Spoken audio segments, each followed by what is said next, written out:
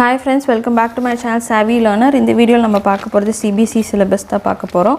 11th accountancy chapter 10ல இருக்கிற book back sums தான் நம்ம solve பண்ண போறது. So far நம்ம 6 sums நம்ம solve பண்ணி videos make பண்ணி போட்டுருக்கோம். So அத எல்லாத்தையும் மறக்காம check பண்ணி பார்த்துட்டு உங்களோட feedback comment boxல comment பண்ணுங்க. So இந்த வீடியோல நம்ம பார்க்க போறது question number 7. Prepare 2 column cash book from the following transaction of money code sheet. இந்த sum தான் நம்ம solve பண்ண போறோம். So வீடியோக்குள்ள போறதுக்கு முன்னாடி நீங்க வந்து நம்ம சேனல் subscribe பண்ணிக்கோங்க. பக்கத்துல இருக்க bell icon-ஐ click பண்ணுங்க. அப்பதான் நான் போடுற வீடியோஸ் உங்களுக்கு notifications-ஆ வரும். So நீங்களும் அந்த வீடியோஸை செக் பண்றதுக்கு ஈஸியா இருக்கும். இப்போ பாத்தீங்கன்னா நமக்கு first entry என்ன கொடுத்திருக்காங்க? cash in hand, cash at bank அப்படினு கொடுத்திருக்காங்க. So இது என்னது நமக்கு? Actually இது நமக்கு balance. அப்போ to balance B/D அப்படினு நீங்க மென்ஷன் பண்ணனும். So 2 column cash book அப்படினா என்ன? cash column இருக்கும் bank column இருக்கும். அப்ப ரெண்டு இதுலயுமே நம்ம என்ட்ரி போடணும். So அது டபுள் காலம். So சிங்கிள் காலம்ல வெறும் cash entries மட்டும் தான் போட்டுருப்போம். So இது வந்து நமக்கு டபுள் காலம். So cash and bank ரெண்டுமே நம்ம ஒரே அக்கவுண்ட்ல நம்ம மென்ஷன் பண்ண போறது. So ஃபர்ஸ்ட் நம்ம பேலன்ஸ் எழுதிரலாம்.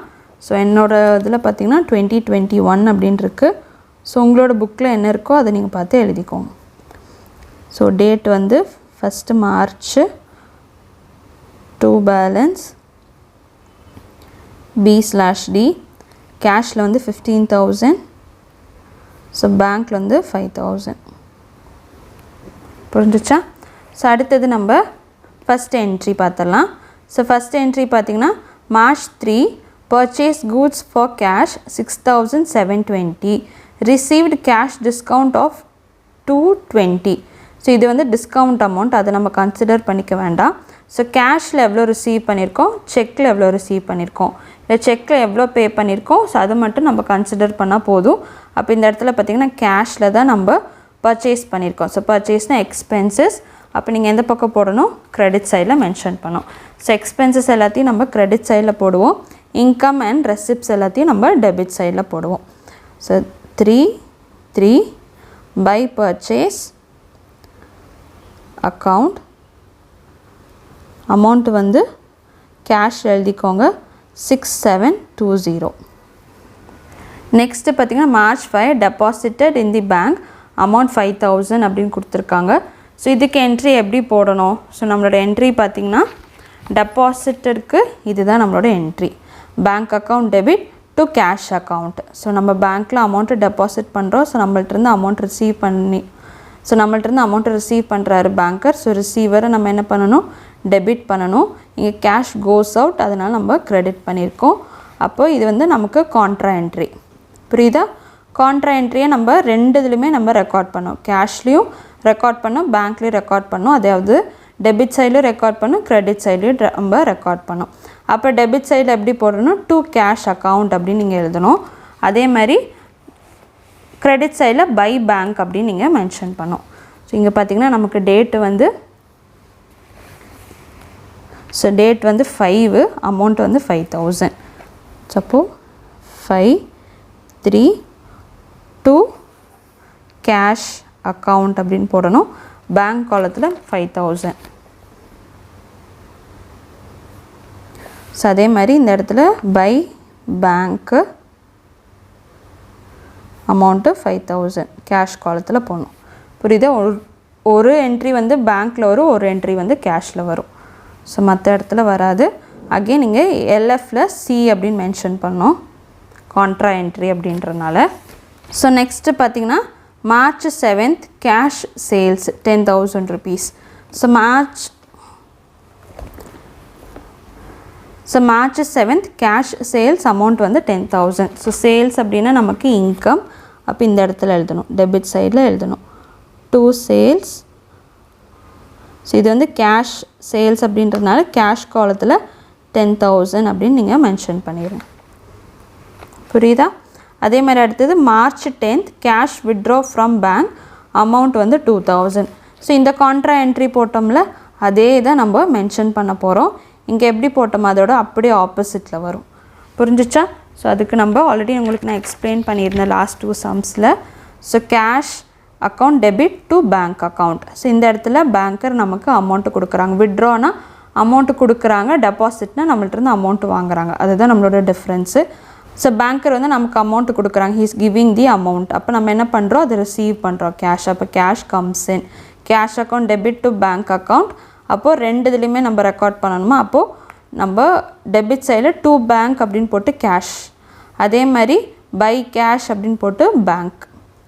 புரியுதா? ஸோ ஏதோ ஒன்று ஞாபகம் வச்சா கூட அதோட அப்படியே ஆப்போசிட் தான். பட் உங்களுக்கு கிளியராக புரிஞ்சு நீங்கள் போடுங்க. ஸோ பை ஹார்ட் பண்ண வேண்டாம், இது புரிஞ்சு போட்டிங்கன்னா உங்களுக்கு ஈஸி தான். ஸோ அமௌண்ட் வந்து பார்த்திங்கன்னா 2000. ஸோ ஃபஸ்ட்டு டெபிட் சைடில் எழுதிடலாம், டு பேங்க் அப்படின்னு எழுதணும். ஸோ டு பேங்க் அமௌண்ட் வந்து 2000 கேஷ் காலத்தில் எழுதுகிறோம். ஸோ அதே மாதிரி டேட் வந்து 10/3, அதே மாதிரி இந்த இடத்துல 10/3 பை கேஷ் அக்கௌண்ட் அமௌண்ட் வந்து பேங்க் காலத்தில் 2000 அப்படின்னு மென்ஷன் பண்ணும். புரியுதா? இதுவும் நமக்கு கான்ட்ரா என்ட்ரி. புரியுதா? ஸோ செக் பண்ணிக்கோங்க, நீங்கள் என்ட்ரி போட்டோன்னே செக் பண்ணிக்கோங்க நம்ம கரெக்டாக போட்டிருக்கோம். பேங்க்னா கேஷா, ஸோ கேஷ்னா பேங்க்கா அப்படின்றத செக் பண்ணிக்கோங்க. புரியுதா? அப்போ தான் நம்ம ரெண்டுமே பார்த்திங்கன்னா ஆப்போசிட் சைடில் இருக்கணும். ஒன்று கேஷில் இருக்கணும், ஒன்று பேங்க்கில் இருக்கணும். ஸோ அதுதான் இதோட கான்ட்ரா என்ட்ரியோட மீனிங்கு. ஸோ அடுத்தது பார்த்திங்கன்னா, so March 15th received 3 months post dated check of rupees 20,000 from Raj, discounted from bank, paying discounting charges 750 அப்படின்னு கொடுத்துருக்காங்க. ஸோ இதுக்கு நீங்கள் என்ட்ரி எப்படி போடணும்? ஸோ டிஸ்கவுண்டட் செக் அப்படின்னு கொடுத்துருக்காங்க 750.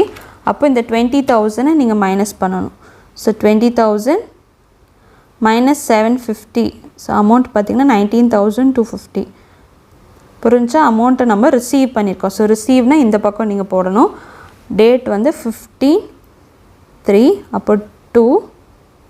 ஸோ யார்கிட்டருந்து நம்ம ரிசீவ் பண்ணியிருக்கோம்? ராஜ். அப்போ ராஜ் அக்கௌண்ட்டுன்னு எழுதிக்கோங்க. அமௌண்ட் வந்து இங்கே எழுதிக்கோங்க. 20,000லேருந்து 750 டிஸ்கவுண்ட் ஆகிருக்கு. ஸோ அதை மைனஸ் பண்ணிவிட்டு, ஸோ இது அகெயின் நம்ம எங்கே போடணுன்னா பேங்க் காலத்தில் தான் நம்ம மென்ஷன் பண்ணோம். அப்போ 19,250. ஸோ டிஸ்கவுண்டட் அமௌண்ட்டை மைனஸ் பண்ணுங்கள்.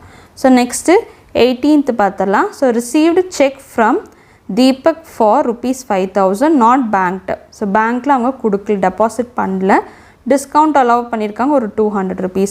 ஸோ டிஸ்கவுண்ட்டை விட்டுருங்க, நம்ம இதை மட்டும் நம்ம பார்த்துக்கலாம். இங்கே அகெயின் பேங்க்கில் டெபாசிட் பண்ணியிருக்க வெறும் செக் மட்டும்தான் அவங்க ரிசீவ் பண்ணியிருக்காங்க. அப்போ என்ட்ரி எப்படி போடணுன்னா, நம்ம என்ட்ரி போடுறதுக்கு முன்னாடி அடுத்தது பார்த்திங்கன்னா March 20 check receive from Deepak deposited in bank. So என்ன பண்ணியிருக்கோம்? டெபாசிட் 18th நம்ம செக் ரிசீவ் பண்ணியிருக்கோம், 20th தான் நம்ம என்ன பண்ணியிருக்கோம்? பேங்க்கில் நம்ம டெபாசிட் பண்ணியிருக்கோம். ஸோ இது ஆக்சுவலாக இதுக்கு வந்து என்னென்னு சொல்லுவாங்கன்னா செக் இன் ஹேண்ட் அப்படின்னு சொல்லுவாங்க. ஸோ செக் இன் ஹேண்ட் அப்படின்னு ஒரு என்ட்ரி போட்டிருப்பாங்க, அதுக்கப்புறம் தான் அவங்க டெபாசிட் பண்ணுற மாதிரி வரும். பிகாஸ் செக் ரிசீவ் பண்ணதுக்கு ஒரு என்ட்ரி போடுவாங்க. ஸோ அந்த செக்கை நம்ம என்ன பண்ணுறோம்? திருப்பி இப்போ பேங்க்கில் நம்ம போடுறோம். ஸோ அதனால நம்ம எப்படி மென்ஷன் பண்ணணும்னா, இந்த மாதிரி ஒரு 18th செக் வாங்கிட்டு 20th நம்ம டெபாசிட் பண்ணுறோன்னா, அப்போ நீங்கள் என்ட்ரி எப்படி போடணும்னா டு செக் இன் ஹேண்ட் அப்படின்னு போகணும். பிகாஸ் இது நமக்கு இன்கம் தான். செக் இன் ஹேண்ட் அமௌண்ட் வந்து 5,000. பிகாஸ் நான் சொன்னேன்ல 18th ரிசீவ் பண்ணியிருக்கோம், பட் அமௌண்ட் டெபாசிட் பண்ணது 20. ஸோ அதனால் நம்ம இப்படி தான் நம்ம என்ட்ரி போடணும். ஸோ நம்மளோட என்ட்ரி இப்படி தான் இருக்கும். நம்ம செக் இது ரிசீவ் பண்ணோன்னே, ஸோ செக் ரிசீவ் பண்ணோன்னே March 18th இப்படி தான் போடுவோம். புரியுதா? இது உங்களுக்கு புரியறதுக்காக தான் நான் எழுதுறது. ஸோ March 18th நம்ம இப்படி தான் என்ட்ரி போட்டிருப்போம். Cheque in hand, so cheque in ஹேண்டை ரிசீவ் பண்ணுறோம், account debit to, so to Deepak. Because Deepak தான் நமக்கு செக்கு கொடுக்குறாங்க, ஸோ அதாவது அமௌண்ட்டு கொடுக்குறாங்க, நம்ம செக்கை ரிசீவ் பண்ணுறனால இஸ் கிவிங், அதனால் நம்ம அவரை க்ரெடிட் பண்ணுறோம். செக் இன் ஹேண்ட் அப்படின்னு நீங்கள் மென்ஷன் பண்ணணும். புரியுதா? இப்போ இந்த இடத்துல நீங்கள் என்ன பண்ணுறோம்? இப்போ தான் நம்ம டெபாசிட் பண்ண போகிறோம், இந்த செக்கை நம்ம டெபாசிட் பண்ண போகிறோம். அப்போ பேங்கர் நமக்காக அமௌண்ட்டு கொடுப்பாங்க. ஸோ பேங்க்கில் அந்த அமௌண்ட்டு போகுமா? அப்போ பேங்கர் நமக்காக அமௌண்ட் ரிசீவ் பண்ணுறாங்க. ஸோ ரிசீவரை நம்ம என்ன பண்ணணும்? டெபிட் பண்ணணும். செக் இன் ஹேண்ட், ஸோ இந்த என்ட்ரியை நம்ம இங்கே போடுறோம், அப்படி க்ராஸ் பண்ணுறோம். ஸோ இந்த செக் இன் ஹேண்டை தான் நம்ம என்ன பண்ணுறோம்? டெபாசிட் பண்ணுறோம். அதனால் டு செக் இன் ஹேண்ட் அப்படின்னு நீங்கள் எழுதணும். புரியுதா? ஸோ இது எல்லாமே ஒரு அட்ஜஸ்ட்மெண்ட் என்ட்ரிஸ் மாதிரி தான்.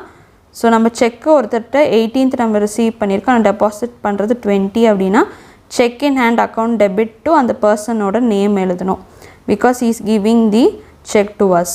ஸோ இந்த அமௌண்ட்டை இந்த செக் இன் ஹேண்டை நம்ம என்ன பண்ணுறோம், 20th தான் நம்ம டெபாசிட் பண்ணுறோம். அப்போ bank account debit to check in hand. அப்போ பேங்க்கில் தான் நம்ம அமௌண்ட் ரிசீவ் பண்ணுறோம், அதனால் பேங்க் காலத்தில் 5000 அப்படின்னு நீங்கள் மென்ஷன் பண்ணணும். ஸோ இதுதான் அதோட ஜேர்னல். இந்த ஜேர்னல் தான் நம்ம இங்கே போட்டிருக்கோம். ஸோ இது உங்களுக்கு புரிஞ்சிருக்கா அப்படின்றத எனக்கு கமெண்ட் பாக்ஸில் கமெண்ட் பண்ணுங்கள். ஸோ நெக்ஸ்ட் என்ட்ரி பார்த்திங்கன்னா, ஸோ இதுவும் நமக்கு ஒரு டிஃப்ரெண்ட்டான ஒரு என்ட்ரி தான். அடுத்தது March 22 pay to Chandra by cheque 2500 received discount 100. So இது நம்ம பே பண்ணியிருக்கோம், அப்போ நம்ம பேமெண்ட்டில் எழுதிடலாம். அமௌண்ட் வந்து 2500, டேட் வந்து 22/3 பை சந்திரா அக்கௌண்ட். அமௌண்ட் வந்து இதை வந்து நம்ம பேங்க்கில் தான் பே பண்ணுறோம், ஸோ அதனால் பேங்க்கில் 2500. புரியுதா? ஸோ அடுத்தது நம்ம என்ன பண்ணியிருக்கோம், 25 withdraw from bank for personal use. So personal use அப்படின்னாலே நீங்கள் டைரெக்டாக என்ன போட்டுடலாம், பை ட்ராயிங்ஸ் அப்படின்னு நீங்கள் மென்ஷன் பண்ணிடுங்க. ஸோ இதுக்கு வந்து நம்ம கான்ட்ரா என்ட்ரி போட மாட்டோம். பை ட்ராயிங் அமௌண்ட் வந்து 1000. ஸோ இது வந்து நம்ம பேங்க்கில் போட்டுடலாம், because withdraw from bank. So பேங்க்கில் 1000 rupees அப்படின்னு நீங்கள் மென்ஷன் பண்ணிடுங்க. புரியுதா? ஸோ அதே மாதிரி அடுத்தது, ஸோ இந்த டிரான்சாக்ஷன் பாருங்கள், March 28 sold goods to Ashok ₹10,000. So sales நடந்திருக்கு 10,000க்கு. பட் இந்த இடத்துல கேஷ் அப்படின்னு கொடுக்கல, செக்குன்னு கொடுக்கல. ஸோ 31st பார்த்தீங்கன்னா received check from Ashok ₹5,000. So check receive பண்ணியிருக்கோம், ஸோ அதில் டிஸ்கவுண்ட்டாகவும் கொடுத்துருக்கோம். டிஸ்கவுண்ட் வந்து ₹200 கொடுத்துருக்கோம், கேஷ் டிஸ்கவுண்ட். ஸோ அந்த செக்கை வாங்கின அன்றைக்கே நம்ம டெபாசிட் பண்ணியாச்சு. ஸோ இதுக்கு நீங்கள் எப்படி என்ட்ரி போடணும், வெறும் 5,000க்கு மட்டும் நீங்கள் என்ட்ரி போட்டால் போதும், 10,000க்கு போட வேண்டாம். பிகாஸ் அது நம்ம க்ரெடிட்டாக நம்ம கன்சிடர் பண்ணிக்க போகிறோம். ஸோ அப்போ இந்த இடத்துல 28 நீங்கள் போடக்கூடாது, எப்போ நீங்கள் செக்கை ரிசீவ் பண்ணிங்களோ அந்த டேட்டு தான் நம்ம மென்ஷன் பண்ணுவோம். அப்போ இந்த இடத்துல 31st to அசோக் அமௌண்ட் வந்து 5,000. ஸோ இது வந்து பேங்க்கு, ஸோ பேங்க் காலத்தில் 5,000 எழுதிக்கோங்க. ஸோ இதோட சினாரியோ வேறு, இதோட சினாரியோ வேறு. இங்கே வந்து நம்ம செக் ரிசீவ் பண்ணிவிட்டு டெபாசிட் பண்ணது 2 days கழித்து நம்ம டெபாசிட் பண்ணோம். இங்கே வந்து 28th வந்து சேல்ஸ் நடந்திருக்கு, 28th சேல்ஸ் நடந்திருக்கு. அமௌண்ட் ரிசீவ் பண்ணது 31st தான், செக் பாதி அமௌண்ட் நம்ம ரிசீவ் பண்ணியிருக்கோம். ஸோ அதனால் அந்த 5,000 மட்டும் நம்ம மென்ஷன் பண்ணுறோம். ஸோ இது ரெண்டுத்துக்குள்ள டிஃப்ரென்ஸ் புரியுதா? நெக்ஸ்ட் March 30 பார்த்திங்கன்னா purchase goods from Chandra for 20,000. So இது வந்து நம்ம க்ரெடிட்டாக நம்ம கன்சிடர் பண்ணிக்கோம். இது க்ரெடிட், இது க்ரெடிட். ஸோ பேமெண்ட் இல்லை அப்படின்றதுனால இது நம்ம என்ட்ரி போட மாட்டோம். ஸோ இது நமக்கு பேமெண்ட் வரல, செக்லேயும் நம்ம ரிசீவ் பண்ணல, பேங்க்லேயும் ரிசீவ் பண்ணல. ஸோ அதனால் இது நம்ம அப்படியே விட்டுறது இந்த 30. ஸோ நீங்கள் கீழே நோட்ஸ்ன்னு போட்டு நீங்கள் எழுதிக்கோங்க உங்களோட அண்டர்ஸ்டாண்டிங்காக. ஸோ இந்த இடத்துல பார்த்திங்கன்னா நமக்கு புக்கில் வந்து 15,500 அப்படின்னு கொடுத்துருக்காங்க. பட் இப்படி நீங்கள் கேல்குலேட் பண்ணிங்கன்னா இங்கே உங்களுக்கு டிஃப்ரென்ஸ் வரும். பிகாஸ் ஏன் 6,720 அப்படின்னு நம்ம மென்ஷன் பண்ணோம். பட் இந்த இடத்துல பார்த்திங்கன்னா நமக்கு கேஷ் டிஸ்கவுண்ட் அப்படின்னு கொடுத்துருக்காங்க. ஸோ ஆக்சுவலாக இந்த பேலன்ஸ் உங்களுக்கு வரணும் அப்படின்னா நீங்கள் இது ரெண்டுத்தையும் மைனஸ் பண்ணணும். 6,720 மைனஸ் 220 மைனஸ் பண்ணிங்கன்னா 6,500. ஸோ இதுதான் நம்மளோட அமௌண்ட் ஆக்சுவலாக. ஸோ பிகாஸ் இங்கே கேஷில் பே பண்ணனால ஸோ கண்டிப்பாக இந்த அமௌண்ட்டை மைனஸ் பண்ணி தான் அவங்க ரிசீவ் பண்ணியிருக்கணும். ஸோ அதனால் 6,500. ஸோ அப்படின்னு இந்த இடத்துல நீங்கள் 6,500 அப்படின்னு நீங்கள் மென்ஷன் பண்ணிங்கன்னா, ஓகே, 6,500 அப்படின்னு நீங்கள் மென்ஷன் பண்ணிங்கன்னா உங்களுக்கு அமௌண்ட்டு கரெக்டாக வருங்க, 27,000. அதே மாதிரி இந்த இடத்துல உங்களுக்கு 27,000. ஓகே, ஸோ இது நீங்கள் ரெண்டுத்துக்கும் உங்களுக்கு டிஃப்ரென்ஸ் பார்த்தீங்கன்னா 15,500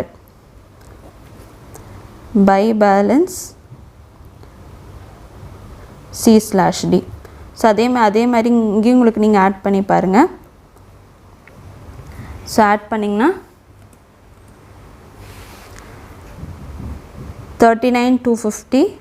ஸோ அதே மாதிரி இங்கேயும் 39,250 டிஃப்ரென்ஸ் அமௌண்ட்டு பார்த்திங்கன்னா உங்களுக்கு 33,750.